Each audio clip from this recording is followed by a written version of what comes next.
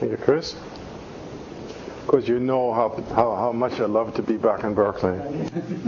But, can't deny it, the Max Planck is a wonderful environment too. Especially for experimentalists, actually, because as you will see, and I'm trying to tell you a little bit about it, this is a kind of an area of research where the progress in technology and instrumentation is really rather important. And the progress you will see depends crucially on all the kind of progress in high resolution work which is now possible. Unfortunately, the light from the back is making it a little hard to see. What you see actually is already one kind of an experimental tool we are using, which is there's an 8-meter class telescope and there's a laser, and a laser pointer, a pretty expensive laser pointer, to orient yourself what we're looking at. There. In case you had any doubts, that's where the center of our Milky Way is. So the issues which I'll discuss, I hope you can see this, not too low here and obscured, are a number of issues. Of course, the black hole itself, and I'll basically tell you in the middle of the talk what we now can say about the testing of the black hole paradigm. And I think we can be fairly sure the statement I'll make is that we have compelling evidence for a black hole here for once, a massive black hole, as long as you accept general relativity. So you can challenge general relativity and we still have to go further. But I mean, if you accept that, I think we can be sure. The surprising things then which I'll talk to you about, once you accept the black hole, there's two issues which I'll discuss. One is we're discovering an enormous amount of star formation around this black hole, which is absolutely not expected. In fact, presently not fully understood. And then second, the general paradigm of black holes is that they're happy to accrete. They're most efficient producers of energy if you have accreting gas onto a black hole. That's how quasars are supposed to work. Well, the Galactic Center doesn't accrete very much, apparently, or doesn't radiate very much, and that has been an embarrassment, so I'll tell you what we now know about that one as well.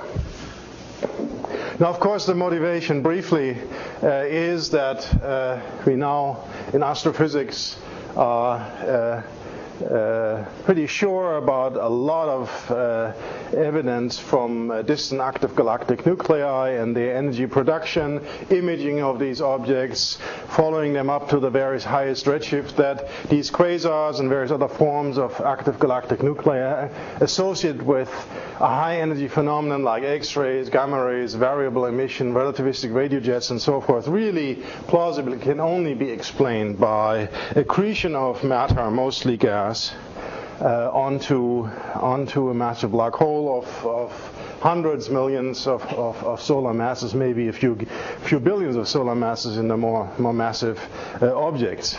And the local census is now getting ever better, about 50 objects where you get sufficient amount of information from spectra and of course also imaging to delineate mostly the stellar, but in some cases also the gas distributions and their kinematics, such that you can make a statement about the amount of material within a few tens of parsecs or less, versus then the mass of the spheroidal component within which this mass resides. And this is the famous black hole mass sigma or bulge relationship, where on this coordinate in logarithmic units you see the derived dark mass, which in most cases in fact really is dark in the sense of when you have that mass, it is really not commensurate with, say, stellar condensation of typical high luminosity, so it must be something else.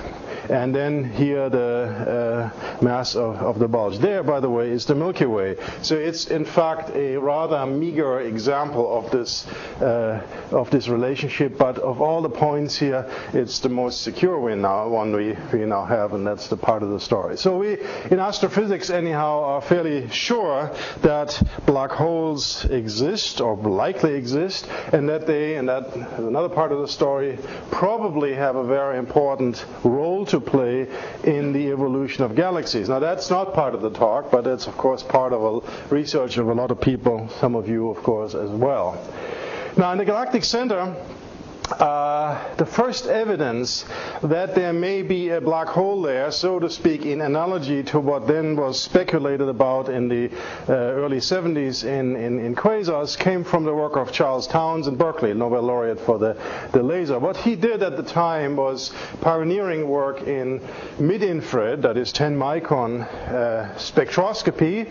The Charles Townes group built spectrometers which could look through the dust which is between us and the Milky Way center rather easily, and they observed spectral lines like in this case. These are profiles of neon 2, neon plus emission lines, a fine structure line at 12.8 microns, and then they placed various apertures in the vicinity of this radio structure called the mini-spiral. The radio astronomers at that time were beginning to get also pretty good arcsecond resolution quality imaging of the continuum emission. This grayscale here is the radio continuum emission, showing this extended ionized gas spiral here of gas, which we now know indeed is basically our streamers, tidally disrupted streamers of gas swirling around the center. And in the middle of this is a compact radio source, SgrA star, discovered in around the same period, early 70s, where this source, as I will tell you, is extremely compact and very, very bright, brightness temperatures of 10 to 12 degrees or so, and clearly could not be of stellar origin, and at that time already was known to be, so to speak, in the center of the Milky Way, because the stellar distribution is so generally centered around it. So these neon 2 observations which you see here in these apertures showed, in fact, for the first time then, although very coarsely, that the line centroids move around as you move around this gas filament here by velocities on the order of several hundred kilometers per second. So you take a virial approach, and Townes group did that in the late 60s and early 70s, and basically showed with ever increasing quality that in this region of about 10 arc seconds, that's sort of a third of a parsec or so, there must be a mass then of about 3 million solar masses. So this was 1970 something, and of course since then what we've done is to improve on this to scales from a third of a parsec down now to 10 light hours, and we still get the same result. So Charlie was really right. But of course at that time nobody believed the conclusion which you'll find in those papers, early papers, that obviously there must be a black hole in the galactic center, because really SgrA star is fairly feeble. It's not visible at any wavelength other than the radio, etc., etc. Now, nowadays, of course, we have much better radio information, higher resolution observations of the VLA, which, resolve this mini-spiral gas. Also, spectroscopy is available. But the key point is really SgrA star itself. Intercontinental interferometry, VLBI, has shown that the size of this object really is extremely small. In fact, this is the most recent work from the paper by Bauer et al. There's a second paper by Shen et al. Coming to the similar conclusions, namely that the intrinsic size of this radio source, and here let me make a parenthetical remark, it should be easy, you would think, to image this radio source, but it isn't actually. Why? Well, because as we're looking through the Milky Way, of course in the optical there's this obscuration which I mentioned. In the radio waves, the same interstellar medium has electrons in it, and those electrons blur the radio images. And so before you can deduce anything about the intrinsic source size, in fact, you have to correct for this, and that was pretty hard. But what you see here indeed is then the intrinsic size as a function of wavelength. So you see this is the centimeter range and there's the millimeter range, and you see that the intrinsic size gets ever smaller, such that at the shortest wavelength we can really do VLBI at, you get 3 millimeters. You get about 10 or 20 times the size of the Schwarzschild radius of that 3 million solar masses, which perhaps might be the black hole residing there. So it's a very, very compact source. More recently, Mark Reed and collaborators have, with the VLBA, and before that Don Backer with the VLA, followed the motion of that radio source with respect to 2 or 3 background quasars. So these are, of course, in way a true inertial frame. And so over time you can see whether the radio source moves. And indeed it does. This is from the VLBA results of Mark Reed's in the component perpendicular to the galactic plane. The galactic plane runs down this way here. And so this is only that component. I'll tell you why in a second. And so you see indeed that motion is there. It's clearly changing position rather slowly, and remarkably so, exactly at the rate you would expect from the motion of the solar system around the Milky Way. Okay, there's a small component of motion, of course, perpendicular to the Milky Way, and that's that purple magenta line here.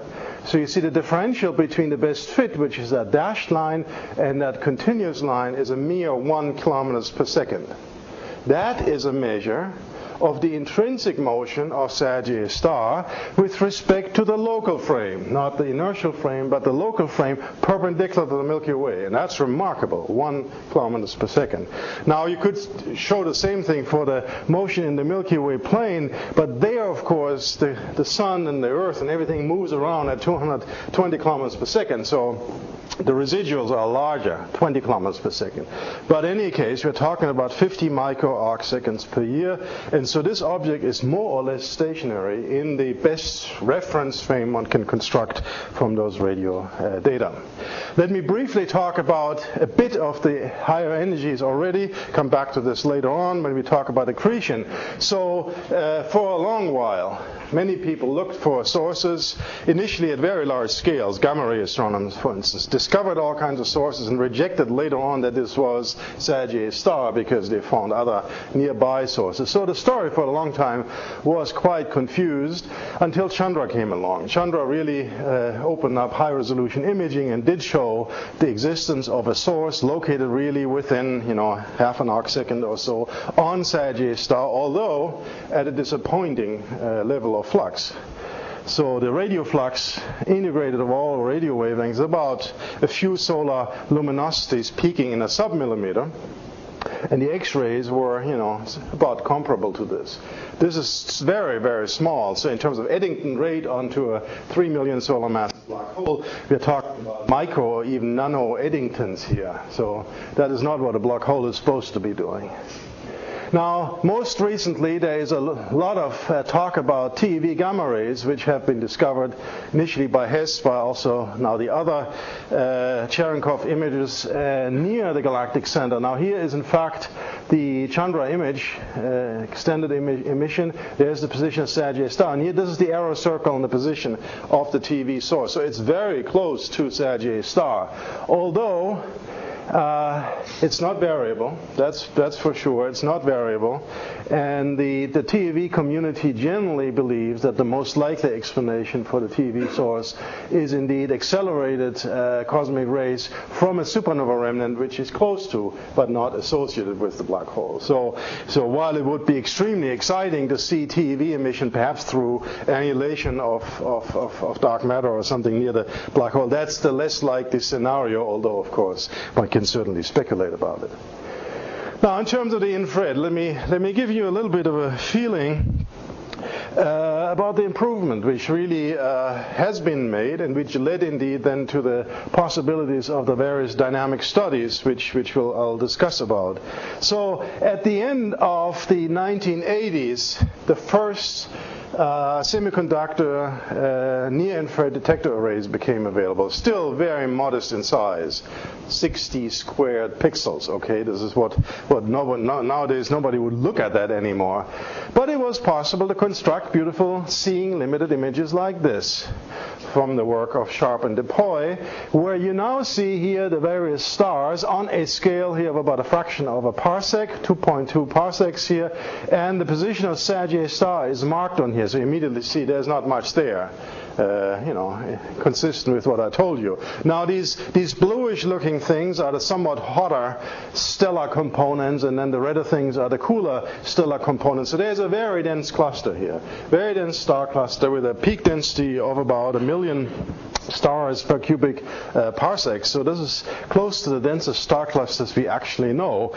And so this disappointment here, of course, is A, well, there's nothing at the position of SgrA star, and B, this is very blurred, of course, due to the seeing of the Earth atmosphere. what would one like to do? The experiment which many people, including us, were thinking of already at that time is suppose you had very high resolution and there's a black hole of 3 million solar masses there. Well, those stars should move. And as you go closer to the black hole, then they should move faster, like Kepler told us. So perhaps the experiment one could do is just measure the proper motions of these stars as a function distance from Sagittarius star and then see whether or not they would hold statistically at least to a Kepler law. That was our initial dream, but not with that resolution. Okay, so you have to first do something else, which is you have to improve your resolution. So at that time, a new detector came in, which turned out to be later the innermost detector. And so we then made a proposal to ESO to build a so-called speckle camera, which was capable of taking very fast pictures and mounted on the new generation telescope, which ESO just started operating on La Silla, the 3.5 meter. That has very good seeing, very good imaging, and so forth. So we started in '91, and the trick here is that in the infrared, the Earth's atmosphere is a little better behaved than in the optical. So while indeed the seeing, distorts the images, etc., if you make a modestly long exposure, like even a second is sufficient, in good seeing, then here's one of these frames. You can see that there's actually an area ring here. And the resolution on these stellar images here is close to the resolution of the diffraction limit of that 3.5 meter. So that was sort of the first step, doing speckle imaging, but relying on the fact that in an infrared, unlike in the optical, often enough you have only one bright speckle instead of hundreds of speckle, which make the analysis in such a crowded environment virtually impossible. Here what you do, you just stack the images on the brightest speckle, basically using this guy here, this very bright star, as a reference, and over time you build up an ever deeper, easy to analyze image, which of course still has crud around it, and that you clean away with a simple image cleaning rather than deconvolution. And then you get images like this. So obviously now you're jumping from, say, half an arc second to an arc second down to about 0.1 arc second resolution. And you see this bluish stuff and so forth resolved into hundreds of stars. That is when, in fact, we knew, hey, we do this for a few years and we see these stars move, and they did. So after about 5 years, we had our first result, and indeed the Keck group, headed by Andrea Guess, using, of course, the then operational Keck telescope, being much larger, started a little later, but they also were getting proper motions of these stars relatively quickly after a few years. Now the crucial breakthrough really then came with the combination of the big telescopes and adaptive optics. And that's really the story of the last few years.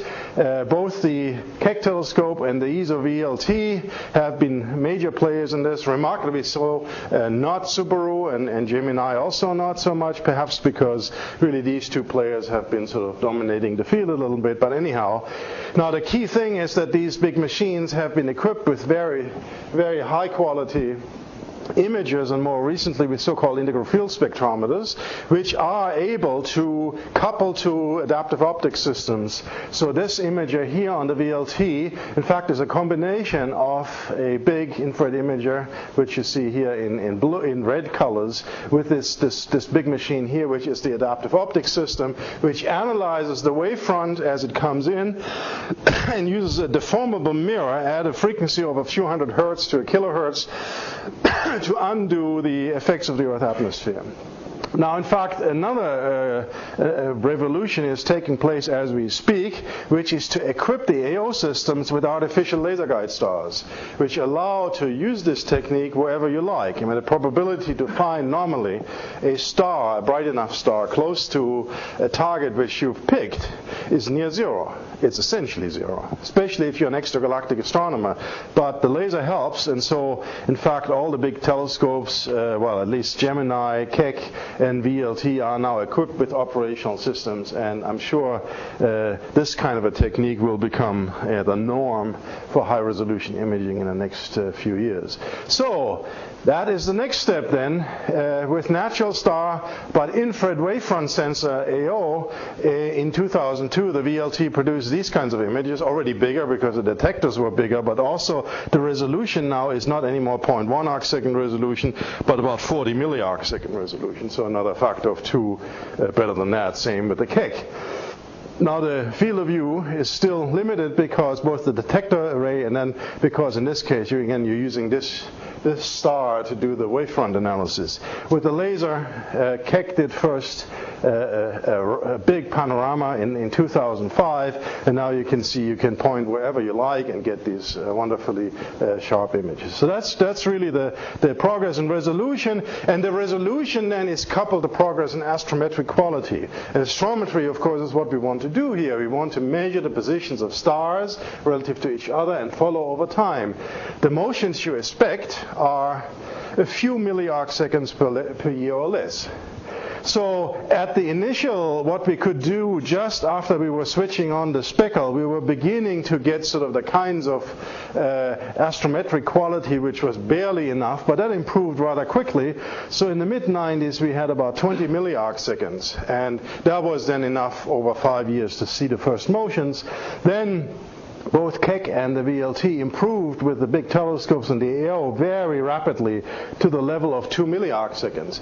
Then another thing happened which you will see. We were beginning to see not just motions, we were seeing orbits or elements of orbits. And now both groups are at the level of 500 microarcseconds. So that's 100th of the beam, 100th of the resolution. That's about as far as you can push it with the kind of imaging. But that's not where we want to stop. We want to go on. So at the end of the talk, I'll tell you how we get to another factor of 100, which is interferometry. And coupled with this improvement in astrometric precision also came improvement in sensitivity of stars, which you can do at that resolution. And you see, back then we could only do the brightest stars. Now we are tracking sort of pretty ordinary B stars and normal giants, and we hope to go down to A stars as we go into the realm of interferometry. I should say that most of this limiting magnitude business is due to confusion. It's not the raw sensitivity of the device. I mean, you can in principle integrate much longer and get even deeper, but you cannot get rid of the confusion. So you see, these are healthy factors of improvement which have been possible over the years. So now let me tell you about the results, and before I come to the black hole story, let me just start with, it's easy to do it that way, with the issue of the stars themselves, which of course are our trace particles for the black hole. But now let's assume for now you do know already that there's a black hole, and it's located right here. What would you think you should see? Well, you go to papers, various famous papers. Bacall and Wolf, for instance, tells you that you should see a singularity power law distribution of faint stars centered on the position of the black hole. Well, let's examine the image in front of us. Is that what we see? Obviously not. We see that they are bright stars, and they're certainly not centered on SgrA star. That was noticed already in the 1980s. And in fact, papers were written that showed compellingly that there was no black hole there. Now, of course, I said faint stars because this process of forming this cusp takes a long time. Goes through relaxation processes, which in this case are about a giga-year in length. So these stars here had no time to relax because they are much younger, and that is what we learned over the last years. Now, when you go indeed to the faint stars, which you can do with adaptive optics techniques, and count only the faint star surface density distribution, sure enough, there is a peak of the stellar background distribution, so to speak, right on SgrA star. There is a cusp. If you measure its radial surface density distribution, it follows an inferred density distribution with r to the minus 1.3. That's shallower than the Bacall-Wolf solution of r to the minus 7/4, but that is understandable given various issues here having to do with, number one, this may not trace all of the stars. We only may trace, so to speak, a component of the stars. And in fact, further in, there's mass segregation, that the stellar remnants are more frequent than the stellar remnants we cannot see with this technique. We can only see the visible main sequence stars, etc. Plus, a cusp distribution in a multi-mass system is shallower than the Wolf's solution, etc. And in the central part, there is collisional effects which would additionally flatten the distribution. So, to first order, this is indeed what we should have expected to see. But, as I said already, the stars which really sort of are obvious are not necessarily old.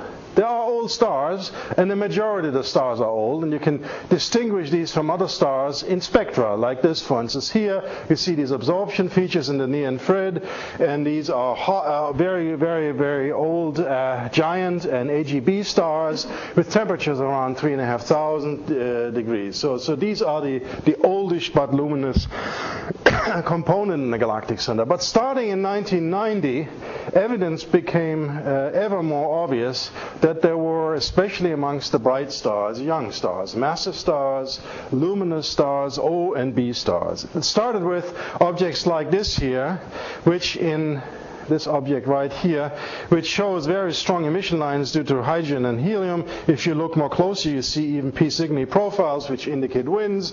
And so these stars are very, very luminous objects, about 100,000 to 1 million solar luminosities. They are losing mass at the rate of 10 to the minus 5, up to a few by 10 to the minus 5 solar masses per year. And are, post-main sequence blue supergiants. So clearly, these objects must have formed recently, unless they were not formed in this region and were brought in, or somehow another process is possible to rejuvenate an old star and make them look alike. So initially, there was a lot of speculation about this, but then now we have so many stars, about 100 of them, and we've got all the different stars which are known to exist and occur in other H2 regions. We have Wolf-Rayet stars, that's a WN star, that's a WC star, and they are normal stars. They are normal O and B stars with profiles which really do not distinguish themselves in any way, shape, or form from any other O and B star in the Milky Way. So that stellar content here is rather normal for a star-forming region. And indeed, there are other star-forming clusters nearby which have similar stellar contents, only a few tens of parsecs. So it's hard to escape the notion that there are young stars in the Galactic Center. The question still arises how they are formed. I come to this, but they seem to be there. And indeed, in one case so far, we have absolutely clear-cut evidence that this is a massive star. One of the supergiants I just showed you is actually an eclipsing binary. There's the eclipsing light curve, and there's the velocity profile of the lines. From this, you can calculate unambiguously the mass of the system. Comes out to be 250 solar mass Wolf-Rayet stars at a distance basically touching. I mean, it's a touching system almost. So clearly, this must be a massive system. And there are about 100 stars, as I said, and counting. It's really just a matter of time and investing telescope time.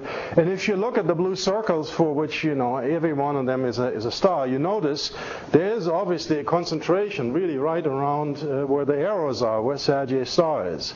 And there seems to be sort of a reasonable outer region here, outside of which there doesn't seem to be so many of these blue circles. At least in terms of the O stars, that's so far absolutely true. We have not found any O star or Wolf-Rayet star outside of the central half parsec region, although with B stars we are more successful, so there may be some somewhat lower mass stars, and that's still an issue of progress.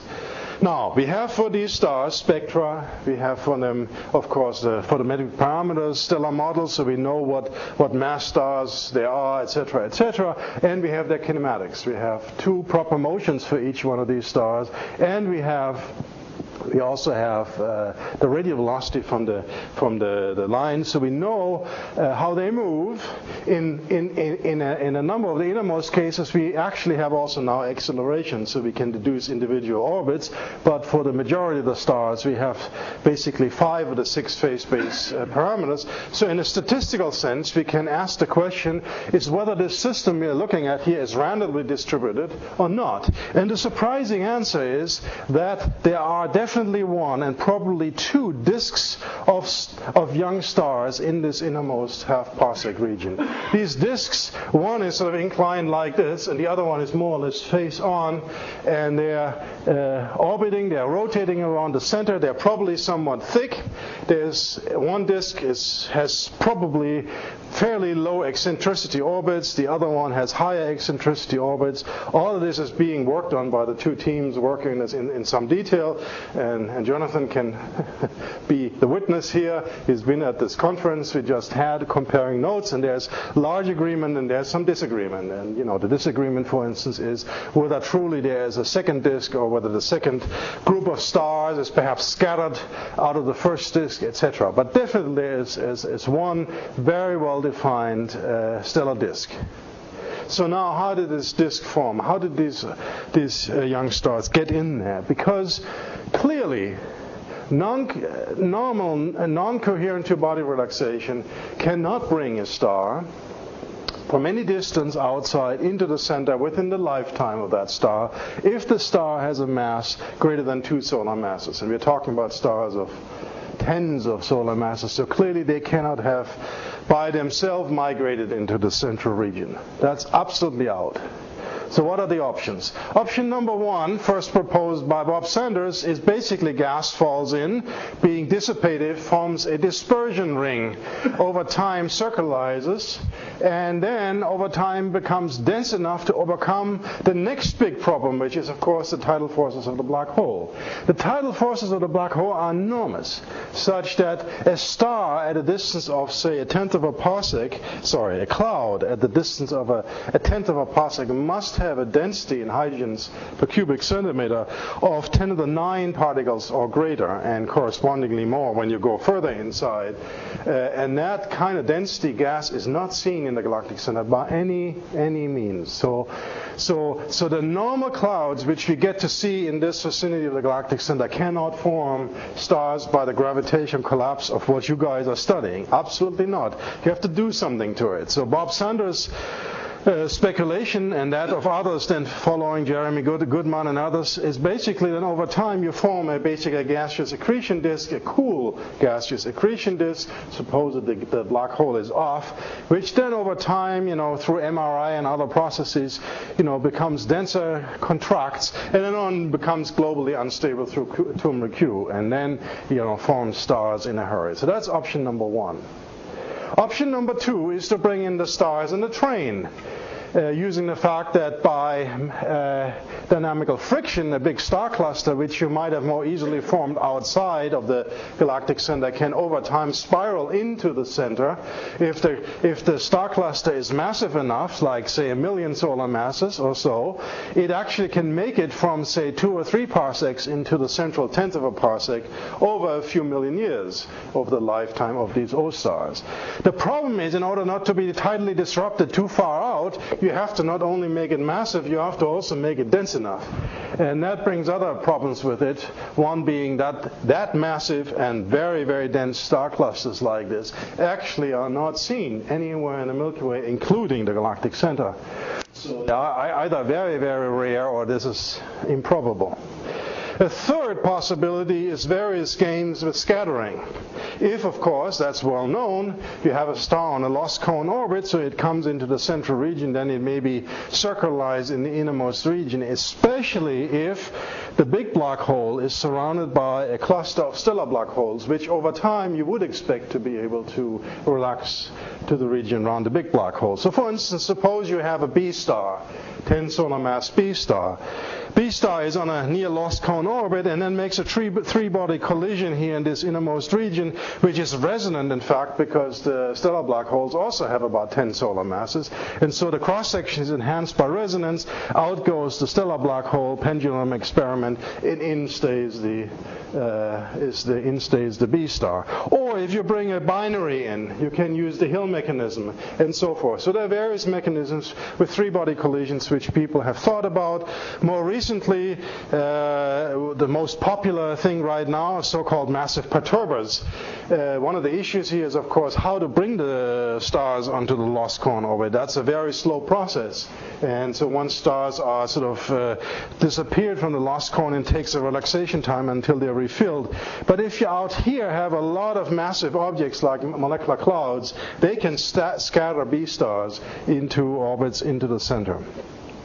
So there's various proposals. None of them presently is in any way successful to explain the numbers of stars we see. Maybe the one or the two, and perhaps, as you will see, the innermost ones. But in fact, they cannot explain this disk of young stars. So the progress over the last few years has been a fairly detailed analysis, in fact, of the dynamics. As I said, we know that these disks here in red and blue have a very steep surface density distribution. Surface density goes like r to the -2, so they're very dense at the innermost edge, within which there are no more O stars, in fact, and then they rapidly decline, as you see here. Another key feature is that we know very well now that the age of all the stars can be explained with a more or less singular burst model of an age of 6 million years, plus minus 2, and within that error bar, of course, you can have continuous star formation or anything else you like. And so, by the way, that is true for the blue subpopulation as well as the red population. So indeed, if there are two disks, it must have been two events at the same time, more or less, perhaps related even to each other, which nobody understands right now how that could be and lead to two disks. So there's a lot of discussion, but it's very, very clear there was a clear event, and that's the time when these massive stars formed. And then a very strong constraint is now available on the mass within these disks.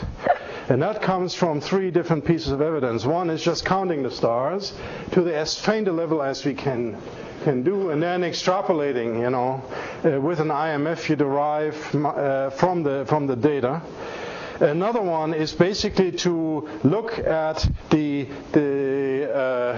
kinematics of these stars. Now, if you have these two disks, of course, then they present to each other a non-central disturbance of the gravitational potential. And so over time, the stars in each one of the disks, as a result of the action from the other disks, start to precess and scatter, and the disks start to thicken. And so we know what the thickness of the disks are, etc. We know what the mass is, what the ages is, and then from that, that's work by SgrA in action, we can constrain the masses which can be in the disks.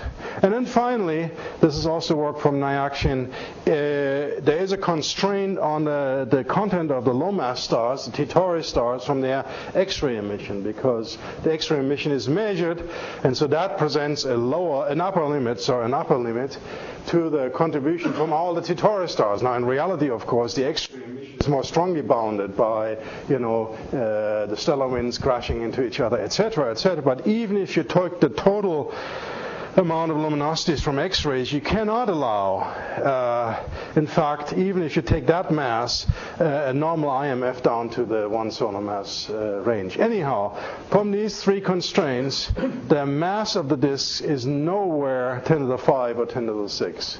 So I think it's pretty much now a consensus in the field that the combination of these various factors strongly favor in situ formation. Perhaps not fully excluding an infalling cluster scenario for the weaker disk, but I think strongly favoring for the bigger disk in situ formation. So clearly there must have been an event. Probably the event was indeed, as proposed by Sanders, inflow of gas at some point, formation of a dense disk over time, etc., getting dense enough to overcome the tidal forces and forming stars in a hurry. Now what about this most central region? So now we're going to within the region from which we see O stars. And here is in fact an image of the central region. That's SgrA star. That's one light month there, that circle. And so you see these images. In fact, these are not images. These are data cubes. This is integral field spectroscopy at the diffraction limit, 50 milliarcsecond of the VLT. So we have spectra for each and every one of these stars. So we can tell what kind of star it is. And so we can, for instance, look for absorption lines due to bracket gamma, which is an indication of being an early type star. And so we can mark the stars in blue and red, whether they are blue, early type, or red, late type, old and young. Okay, so you look at the blue and red circles, you see there are lots of red circles out here, right? And the occasional blue circle. Once you're inside this central light month, more or less everything is blue. In fact, there's 2 or 3 red circles, and of those we can exclude that these, for instance, these 2 red circles are probably interlopers based on the velocities of the stars. So they're projected rather than actually in that volume. So essentially at this point, 90% of the stars which you can spectroscopically identify in the cusp, that was part of that cusp structure, are young. They are not late, old, small, and so forth stars. Absolutely unclear. Not understood. In our conference, Jonathan, I guess, people were looking for explanations and lots of good ideas, lots of good theorists, but no explanation yet how they came to in this innermost region. But let's be glad they're there, because they are our, pride and joy for what comes next, namely to look at the black hole, because they give us reasonably bright targets now to study the motions of the stars. So again, here's this innermost region, and in fact now the proper motion experiment, which I began to talk to you about, delivered in the mid-90s then basically these arrows for each star, sort of the length of an arrow. And actually, in addition to the arrow, to make it a little more clearly, I've actually done it this way, that I show you 3 images here from 2002, 2003, and 2004 in red, green, and blue. So you can actually see with your eyes that some stars move so much in a year that they're easily seen. For other stars, it looks more like a prism effect, right? In other stars, they're white. So it's easy to see qualitatively the motion of the stars increases toward the center.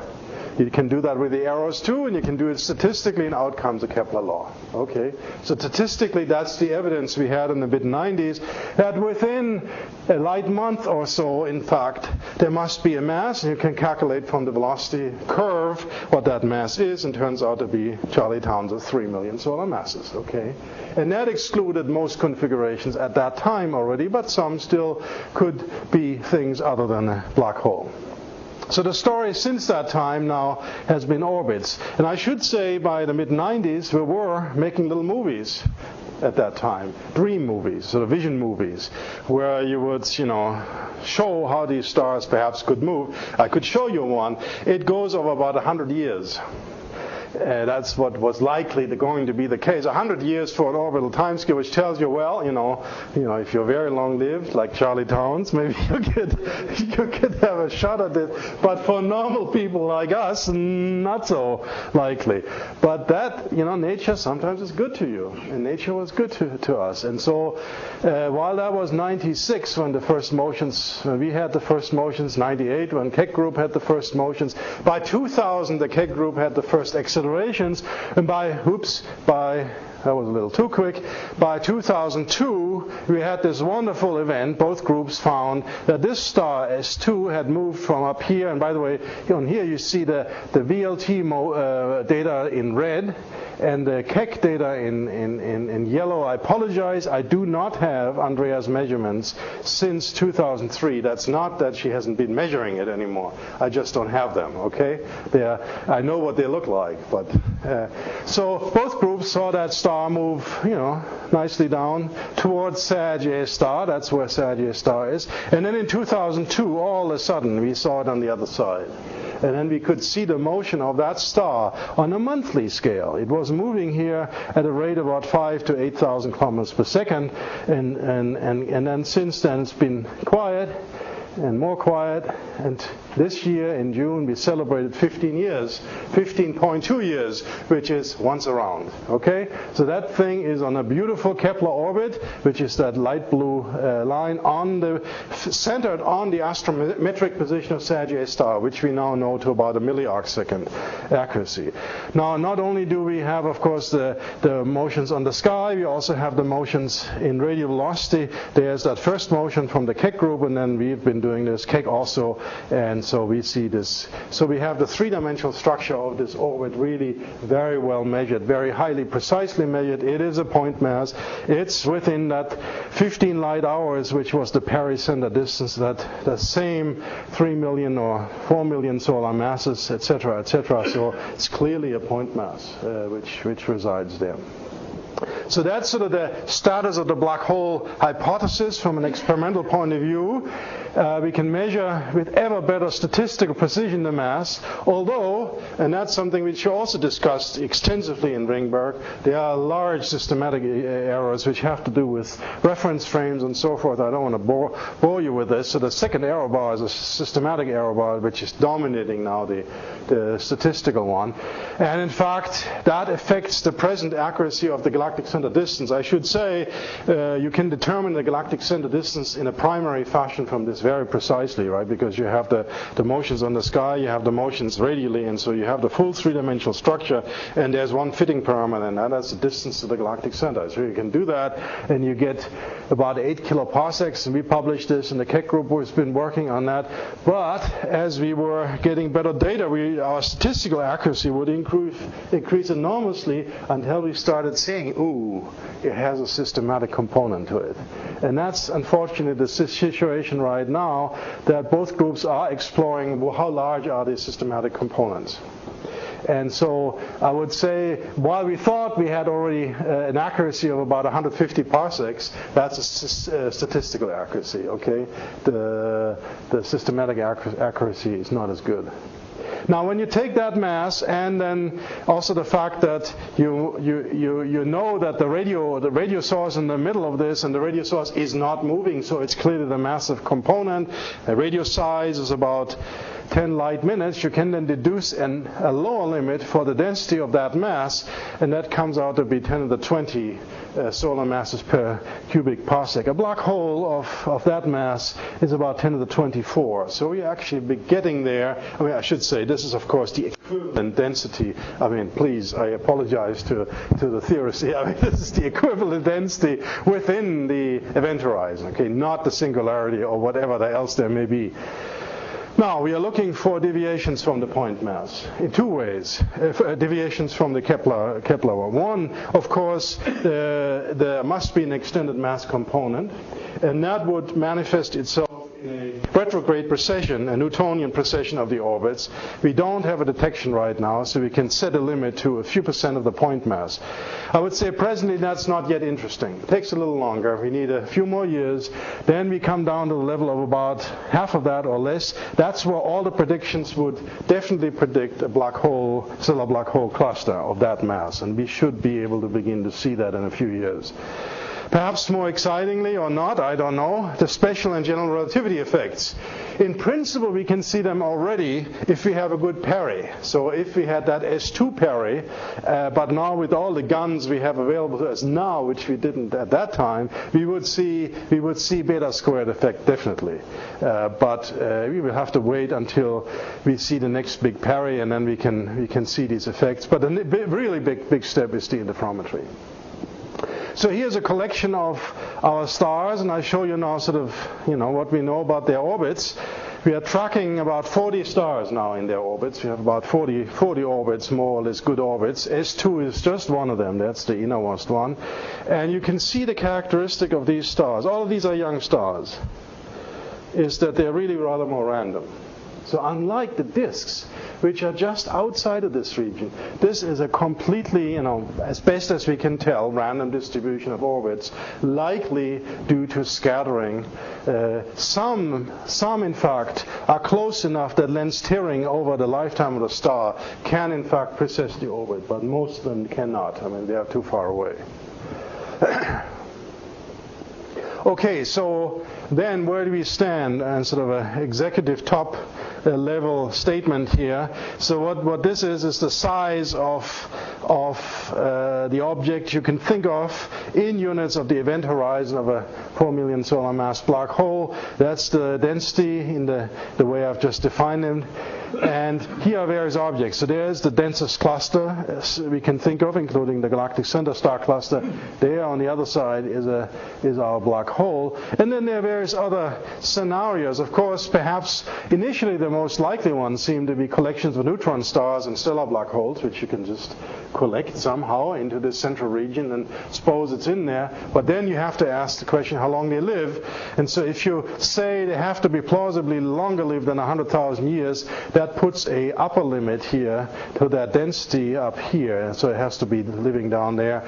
And then there's some more speculative scenario, like for instance a very heavy neutrino, for instance, which could form a fermion ball, or various types of boson stars, etc. All of these are highly speculative things, especially this guy here, because in this case, this wouldn't even be stable if you have baryonic accretion onto it.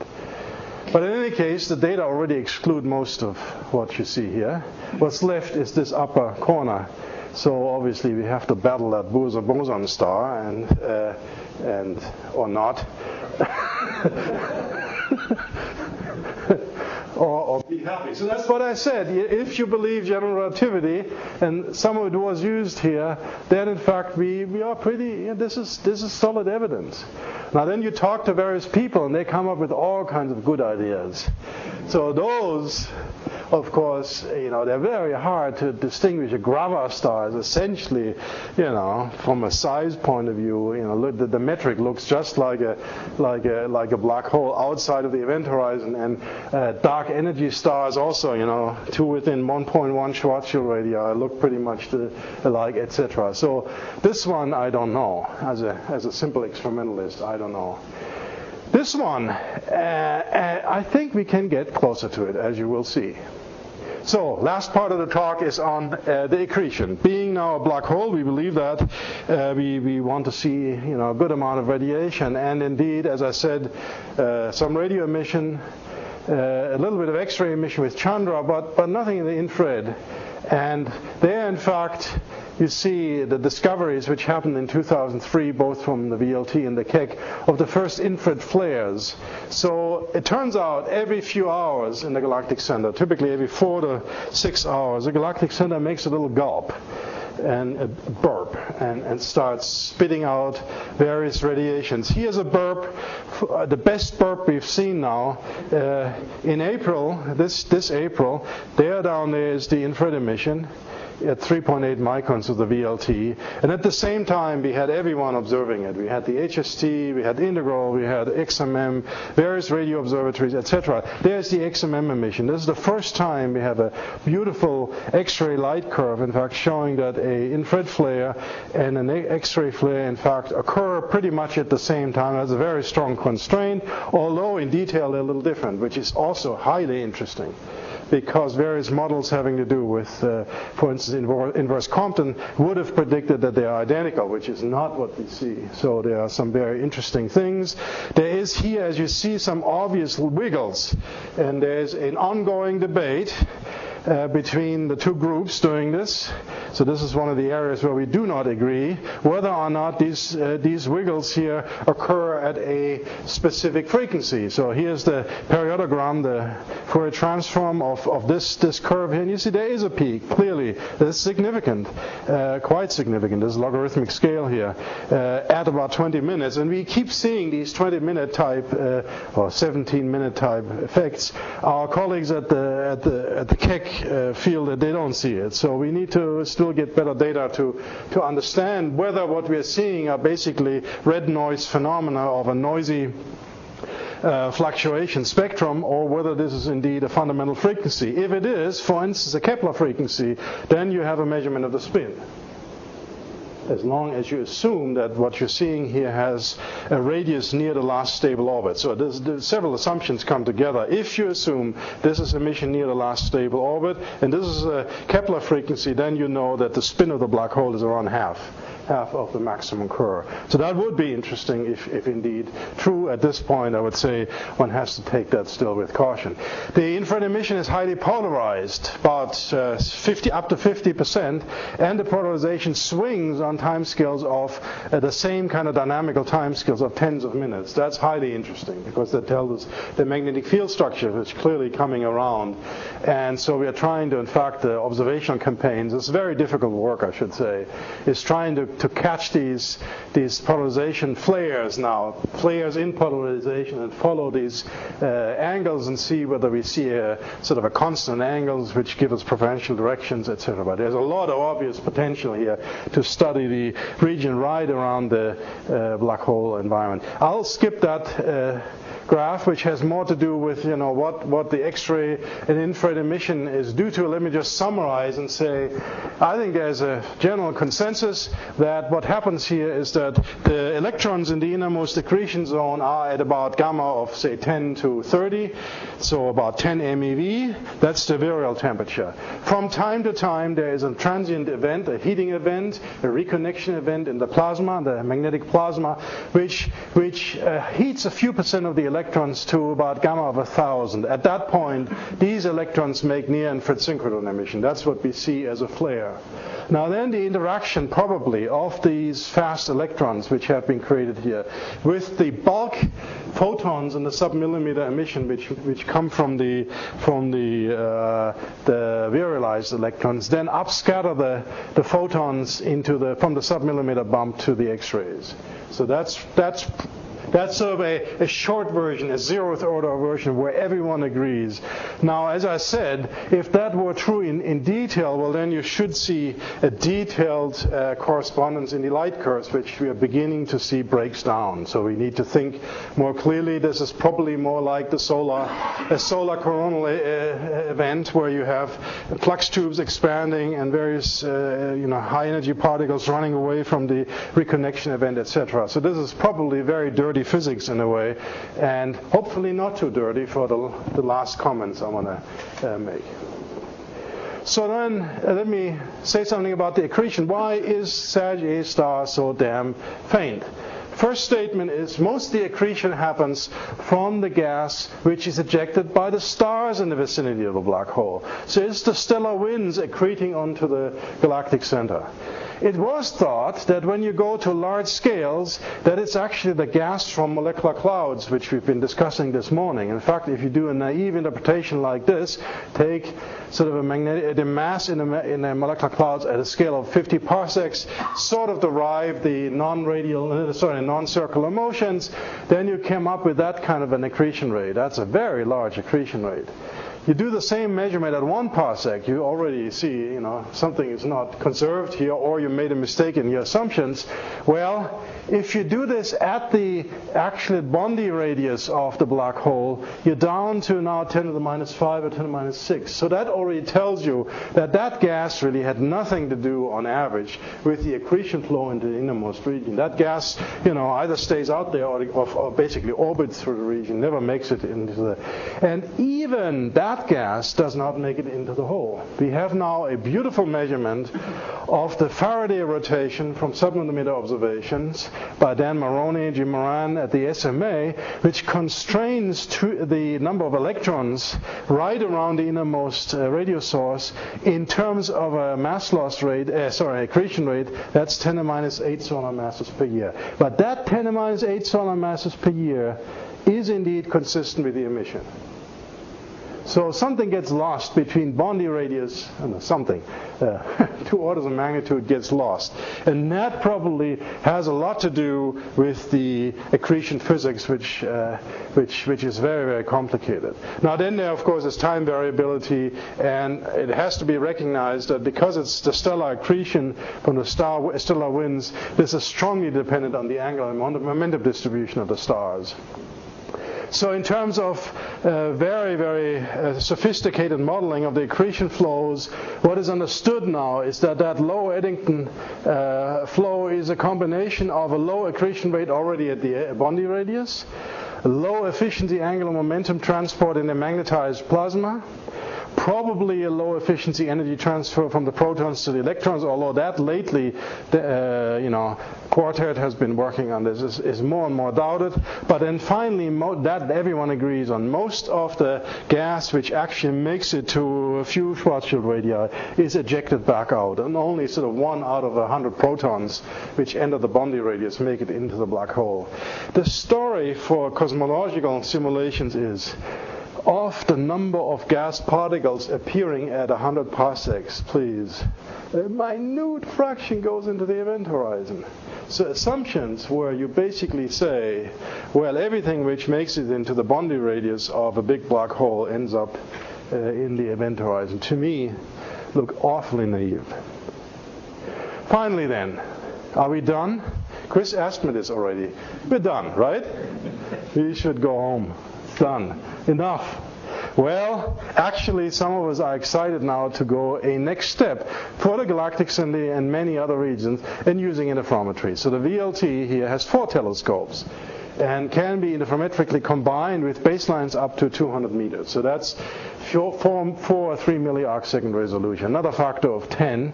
And we are now proposing and studying a very complicated interferometric 4-beam imager, an astrometric instrument, which, and just look at this one, then is supposed to be doing 10 microarcsecond astrometry. On stars near the Galactic Center or on gas. So, for instance, the flares. If the flares really, is gas in a few times the event horizon is 10 microarcseconds.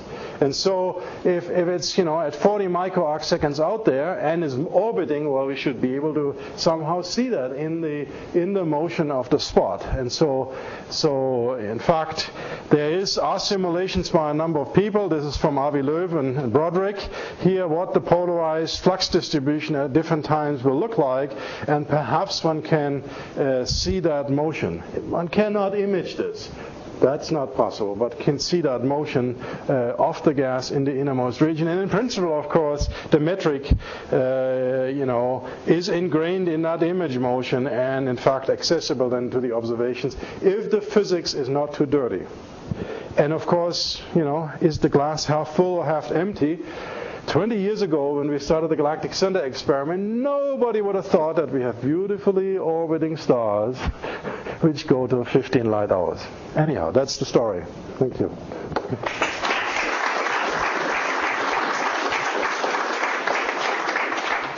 Thank you very much, Reinhard. Question?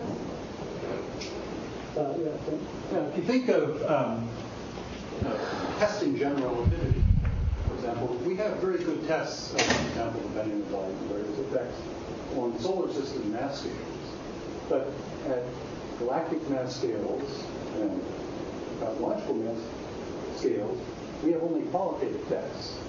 But this system, either through lensing or perhaps the details of the orbits, would seem to permit you to, in principle, measure the so-called post-Newtonian parameters that parameterize the deviations from general relativity. What are the prospects for that? Well, for the stars, for the stars which we already love and see and observe, these post-Newtonian parameters, to at least beta squared, perhaps a little more, can be measured. There's no doubt. Just accuracy, precision, and working on it. We presently don't know, but are looking at stars which probably are there and a little further in. At which point, the precessions will become definitely accessible.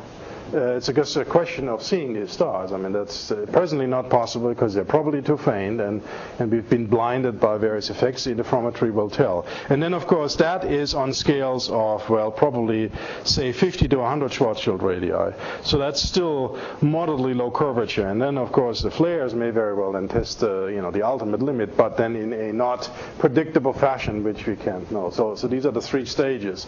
Out there at 1,000 Schwarzschild radii, we definitely will be able to measure. It's just a question of doing it, and to what extent of the post-Newtonian parameters we can do this. And then further in, we don't quite know how good the stars will be, and innermost, we don't know how good the physics will be. In the in situ star formation scenario, do we have enough massive stars and a tight enough constraint on the number of low-mass stars to say that this IMF is unusual? Yeah, definitely. Yeah. If it's in situ star formation, what we can say presently is that in the equivalent scenario of a power law IMF, it has to be flatter than salpeter by 1 to 1.5 decks. So it's really rather flat. Okay. Very roughly, it seems like the two puzzles you've raised might be related in the sense that if the dust is all going into forming new stars and it's not falling into the black hole because you're all luminosity. I mean, is there any chance that there's a connection? Oh, well, yeah, no. In fact, there's another issue which I wanted to bring to the attention of the star formation crowd. We have other data on nearby AGNs, and which may suggest, in fact, because the most common accretion mechanism in AGNs, not in quasars, but in AGNs, normal AGNs, is the stellar winds, that there must be a strong connection, that you have to go through the star formation process before you downgrade enough of the angular momentum so that you can feed it into the hole. Or the other way around, if you send gas in there, what you're going to do is form stars. Yeah, I mean, to me, that's if I see what I see now, I think that's barring disastrous events like a major merger of two galaxies in the end phase, which is maybe a totally different kettle of fish, but sort of the more modest Seyfert-like phenomenon, I just don't think that you can assume it's a gas feeding line goes from 10 parsecs through a bar, from a bar flow all the way into the event horizon, just straight in there, fed into the MRI disk. I think it's more likely that indeed you see star formation events, and then the accretion which you get onto the hole is strongly modified by the time at which the stars emit the lowest speed gas, and that's in the AGB phase and not in the O-star phase, by the way. In the O-star phase, your Bondi radius is fairly small. In the AGB phase, it'll grow, because then, of course, you're coming with very slow speed outflow and a lot of gas. And so that is sort of the scenario we are speculating about in the AGNs, that you first form stars, then you have to wait for 100 mega years or a few more, and then you get a boost from the AGB winds to feed the black hole. So Reinhard, could you say, what is the observational evidence for that? Observation evidence for this is that in nearby Seyferts, where we're using the adaptive optics integral field spectroscopy technique, without exception, we're beginning to see evidence for stellar disks on scales of 2 to 10, 20 parsecs. But they all seem to be outgoing. They are not actively forming stars. So these are picked on, with the trigger here is I pick a Seyfert nucleus. So that's picked on the basis of when the AGN is on. And these things are a few hundred mega years old. And so if you go through the star formation process and calculate, is that perhaps a special time? I'm telling you, it is a special time, namely when the AGB stars kick in. While the Galactic Center, of course, is an odd time, because yes, you have O-stars there, but the O-stars, have very fast winds, and they don't like to accrete very efficiently. And there are not that many, of course, also. Yeah.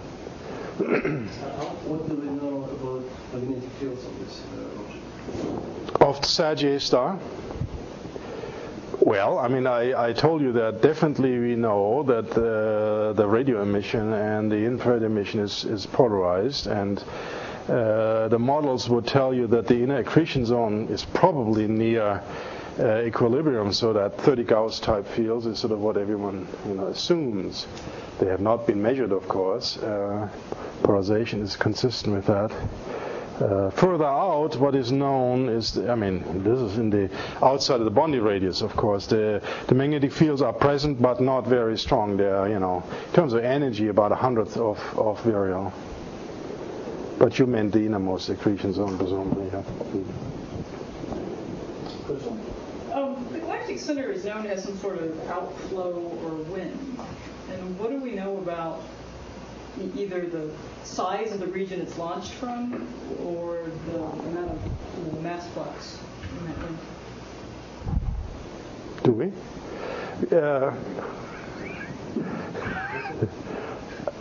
This was provocative, first off. I'm European, so. I mean, morphologically, you're right. There's a lot of structures which you can say, oh, wow, looks like, and so forth. And the X-rays in particular, I would say, pretty good evidence. Have we seen kinematic evidence which supports this? I thought there were some observations of halo stars where they saw some. Oh, halo stars. Okay, then we have the X-rays. Okay, look, there's the 6 kV hot emission. I mean, what drives that is a yet another issue. I'm not sure I'm willing to speculate on that. You're probably right. Yeah, there should be a very large number of black holes. You mentioned that before, really large. Yes. This is 100,000, say. Yeah. And so is it understood that perhaps because of a strong tidal field, why these black holes should not show significant accretion visible? Good. The tidal field of the central black hole that makes it really hard, and what is it? Well, why does a big black hole not accrete? It's not the same issue. But indeed, there are. They're trouble forming stars at 100% efficiency. The black holes can't accrete. Well, okay. Now, it is true that some of these black holes are on part of the time. That's not clear from X-ray observations, right? So you see these transient features. In fact, if you look at the Chandra transients, they are concentrated in the central region. So there are transient features observed in the central region. Yeah. Will get attributed to a large number of black holes. Yes. So I mean, the accreting black hole phenomenon as such is supported by the data which do exist, but that doesn't mean that your sort of first comment, why are they not accreting at Eddington, given there's so much gas around? To me, sorry, I have to say, that's the same argument as the big black hole. Yeah? No, I didn't say anything, but I mean, there should be, this process of forming stars should have started since the black hole was born, which was early on in the start of the galaxy. Yes. So there could be hundreds of thousands of black holes. Absolutely. I'm all with you. So I'm not even sure that the number of transient events would be consistent with having hundreds of thousands of black holes. Well, I don't know. We have to read the papers. That's Muno and others, and I'm not. I have to say, I just must confess, I'm not quantitatively well enough on top of that issue. But how do you find them out? I think that's what we're trying to do.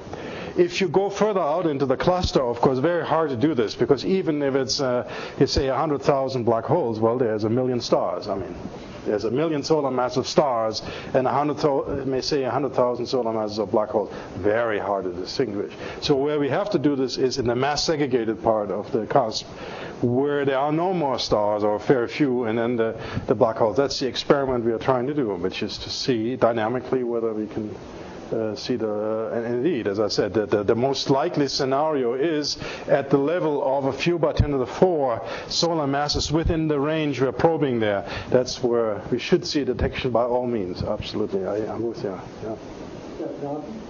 What are the prospects for determining the star formation rate history over, say, 100 million years time scale? Well, that has been. Yes, stars are not necessarily 6 to 8 million years old. You can't really tell. You appreciate the talk as it was probably too long, so I didn't want to. Yes, there's another line of research here. One is to understand the B stars, and turns out we now have actually a believable surface dense distribution of the B stars, which is rather interesting. We can talk about that. I mean, I showed it briefly in Ringberg, perhaps, sure. And so that may be very different from the disk, etc. distribution. Then for yet longer periods, yes, we have a very good study by Holly Manus, you student at Berkeley with us, on the AGB stars and basically tracking the so-called red clumps. So these are the horizontal branch stars, and basically modeling there.